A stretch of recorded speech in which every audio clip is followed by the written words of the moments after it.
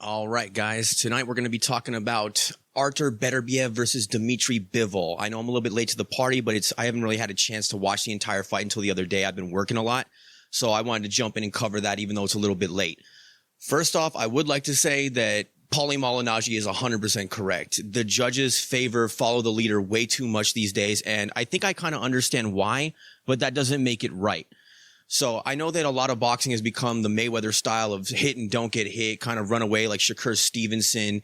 And, you know, as long as you're the one that's landing the cleaner shots and you're touching the other guy more than he's touching you, that used to win you the fight. But I think the judges are kind of getting the green light to basically punish that style of fighting to make it more fan friendly. And so they're just automatically giving the guy that's creating the pressure the nod in rounds and in the fight in general, which isn't necessarily the right way to judge it. It's definitely not the right way to judge it. So in this fight, we saw two high-level fighters with opposing styles battle for position for 12 rounds. Dmitry Bivol is not a power puncher. He doesn't have that kind of crack where he can hurt you really bad, especially a guy like a tank like Artur Beterbiev. He's not gonna wobble him. He's not gonna create that kind of damage. He's not gonna be able to back him off. So he had to use his superior footwork and defense and timing, rhythm, and speed in order to keep him at bay, which he did brilliantly. Now, Dmitry Bivol, I'm not a Dmitry Bivol glazer, is whatever people say nowadays. Like, if you don't agree with what they think or who they think won the fight, then you must be a hater or you must be a glazer. That's not true. I just watched the fight and my eyes told me that Bivol won a boxing match, okay? This isn't a street fight. He landed the cleaner, better shots. He had the higher output and his defense was on point. Artur Beterbiev did some nice work. His pressure was outstanding, as it always was, but he was never able to really get off, and over 80% of what he threw was picked off the gloves of Bivol. So that's what I'm saying when I'm like, yeah, just because he was coming forward doesn't mean that he won the fight. So a lot of the controversy comes into play because Artur took I would say maybe the 10th, but definitely the 11th and 12th rounds as well. But that wasn't because Bivol was losing the fight. It was because when Artur came out in the 11th round, he sensed his energy. He knew he still had a lot of gas in the tank. He knew he was going to come for the kill. And Artur's corner just told him right before he walked out for the 11th round that he needed a knockout to win. Everybody knew, including Artur's corner, that Bivol was winning that fight. By not in dominant fashion, but by a wide enough margin for them to tell him, you have to knock this guy out. So Bivol wasn't necessary. It wasn't that he lost those rounds. He was just accounting for Artur Beterbiev's pressure that he was putting on, and he knew he was coming for blood. So I think one of the adjustments that needs to be made when it comes to boxing scoring in general is you have to count excellent defense the same way that you count the offense. So Artur's pressure was phenomenal and he was throwing a lot of heat. He put out the higher output offensively.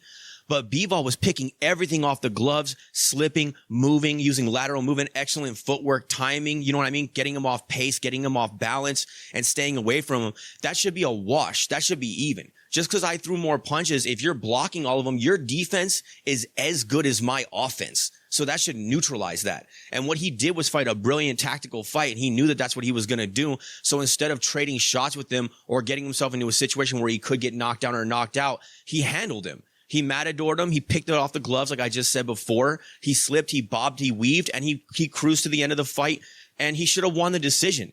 He landed the cleaner shots throughout the entire fight. The first 4 rounds clearly went to Bivol. Someone scored it for Artur in the 4th round. I thought that was crazy. And then the mid rounds were mostly swing rounds in general. But again, Bivol was just kind of stalking, and a lot of his shots were glancing blows. He didn't win that fight. Was it close? Absolutely. It was super high level. Both guys fought in their own game plan. They really made each other's nights difficult, and they had their work cut out for them. But at the end of the day, it's not who's trying harder to hurt the other guy. It's who's actually doing the more effective aggression. Ring generalship is huge, and that was not counted at all in this fight. Bivol's ring generalship was second to none. He fought a stellar technical performance, which is the only way you could beat a guy like Artur if you don't have that kind of power. You know what I mean? It's like, imagine if a guy that had like really heavy hands and really concussive power was landing the way that Bivol was. He probably would have knocked him out or hurt him or at least knocked him down a couple of times, but he didn't have that. So he fought in the style that he had to fight to win, and he did win. I would have been okay with a draw, even though I still saw Bivol winning the fight. But I mean, to give it to Arthur, I wouldn't call it an outright robbery because it's nuanced when you're looking and judging a fight in general. And it's hard even for the judges. Depending on how much experience you have with boxing or how well you understand it or what your personality type is like if you favor pressure guys and you favor aggression, that's going to color how you see the outcome naturally. Me, I'm a guy who likes the nuance and I like the subtleties of boxing. I've always been a Mayweather fan. They said that he was running, but really he stayed in the pocket, picked shots off. He was in a phone booth and you couldn't hit the guy. It was brilliant. And that's kind of what I saw from Bivol. So what Bivol did really well was he got his combinations off. He sat on his punches whenever he could, and he always changed directions when he was moving out, moving back, moving side to side. And he never let Arthur get established and really let his hands go or pressure him and get him against the ropes too much. And whenever he did, he was the one that took control of the pace, threw a flurry, and got out of there. Arthur would maybe throw 1, 2, or 3 shots at a time. And again, almost all those were picked off the gloves of Bivol. If you want to go down to the championship rounds, watch it again. It was kind of like, this is perfect, actually. It was like when Teofimo Lopez fought Lomachenko. And Teofimo is naturally the more aggressive guy. He's very athletic, power puncher, good speed, etc. But if you see in the middle rounds, he knew that Lomachenko was saving himself and saving his energy. And he knew that Lomachenko has a tendency to pour it on later. So he gave away a certain amount of rounds by not putting out too much power and not throwing too many shots to conserve his energy, knowing that he was going to have to withstand that onslaught. That was a brilliant tactic. That's not lazy. That's not him giving the fight away or giving rounds away. That's him managing his energy in an expert way in order to neutralize the offense that's coming down the pipe. These guys are no joke. They're elite level fighters, and so is Arthur. He's a very, very dangerous guy. 100% KO ratio until this fight came about. So Bivol is no punk. What I saw outstanding, brilliant tactics and brilliant boxing from Bivol, and I thought that it won him the fight. He didn't give those rounds away. He protected himself from getting destroyed and demolished by a guy who still had legs, who still had hands, who still had power, a gas tank, and has a championship mentality, and just got told by his corner that he had to knock him out. That guy's a tank. That's the only way to survive an onslaught like that. So I think, and then also he bit down on his mouthpiece in the 12th round, Bivol, and threw his hands, and I think that he stole that round too. So he did what he had to do. He took the 10th and the 11th off to neutralize Artur Beterbiev, who was coming to take his head off, quite frankly. And then he let his hands go in the 12th round, showed that championship mentality, and I think that he eked out the win. I'm really excited to see the rematch if it comes 100%. I hope that it does. But I mean, if you're really looking at it, Bivol won that fight. He used superior boxing, superior skills, superior footwork, defense, timing, and a nice rhythm, and he had a nice output, landed the cleaner shots, landed the better counters, had the tighter defense, and again, that's what wins fights. He's the complete package. Sorry he doesn't have the power to just clobber him like Deontay Wilder or something like this. It's not possible for him. So he had to fight a brilliant tactical bout, and that's exactly what he did. Paulie Malignaggi is 100% correct, and so is Chris Algieri. These judges are over-favoring just pressure for the sake of pressure, and they're not watching the nuance of the sport.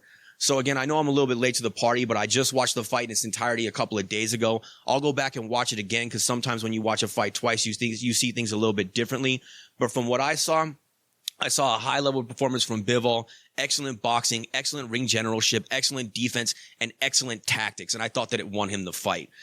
One thing I would like to say, I love Bivol. I become more of a fan as he's gotten into more of these high-profile fights and I become more aware of him. I didn't follow his career the entire way. I was more of a Beterbiev fan because I like that destructive power and I love the way that he fights in general. And he is a better boxer than they even give him credit for. He's brilliant in there. But Bivol did everything he had to do to neutralize all of Beterbiev's talents and his skill set, and it was just a brilliant performance. So one thing about Bivol is he fights in an old school style, an old school Soviet style. If you notice, he always ends with the left hand. When he throws a combo, he always pops a jab or a hook.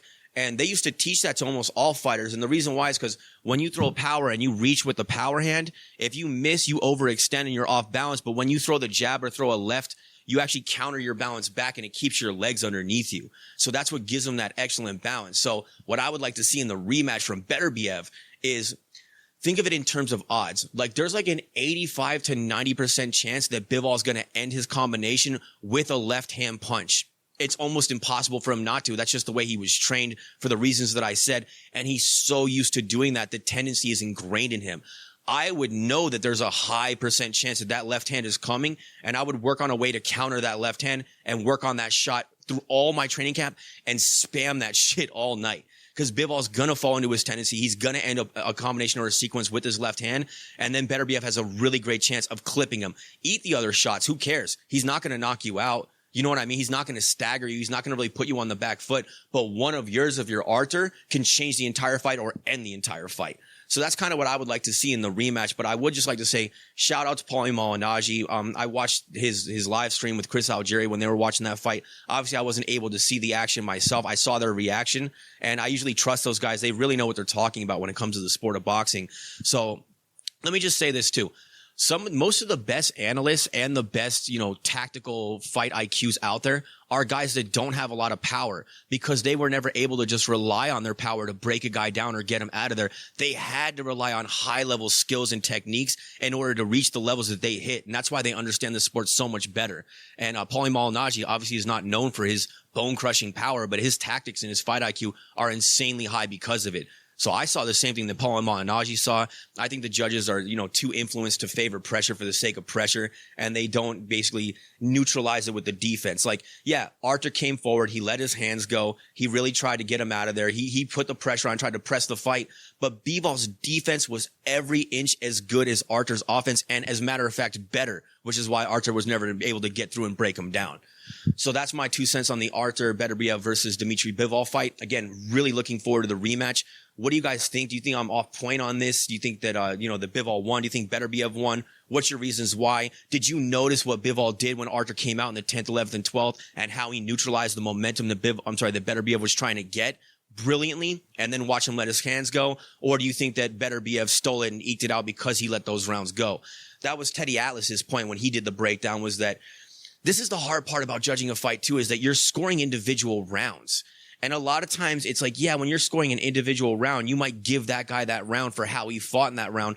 But when you zoom out and look at the fight as a whole, which is what I do when I watch fights, I watch the whole fight. I see how that tactic and how they fought that round played into the greater strategy of the fight in general, and how that led him to the victory or stopped him from getting knocked out or stopped. So I see it as a whole piece instead of a round by round work. So that's the hard part for the judges too. They're sitting there judging each round, and when you're done, you add up the rounds, and those are your points. You can't go back and go, yeah, I gave this round to Arthur because he pressured, he let his hands go more. But you know what? You didn't realize what the strategy was until you saw it as a whole, but you already marked that down on the scorecard. So I think that that's a large part of the problem as well. So that's why I think that the solution to this is to count defense the same way you count offense. Elite defense should be looked at and scored equally to the elite offense. If you're like a Mayweather and you're slipping and you're picking shots off and you're parrying and you're doing everything you're supposed to do, just because that guy tried to hit you a bunch of times and couldn't, I think that the guy that showed the superior defense should get the nod in that round, as a matter of fact, not even just equal. It's a lot harder to do that than it is to just let your hands go and have a guy pick it off. I could just swing like a lunatic, like a whirlwind. You know what I mean? It's easy to let my hands go. It's hard for you to survive that onslaught, pick them off the gloves, take no real damage, and then reverse that momentum. So I had Bivol win that fight. Again, what did you guys think? Like and subscribe. Throw a comment down below. Look forward to doing the next one. This was a quick little touch up here. God bless and peace. Caw-caw. KO.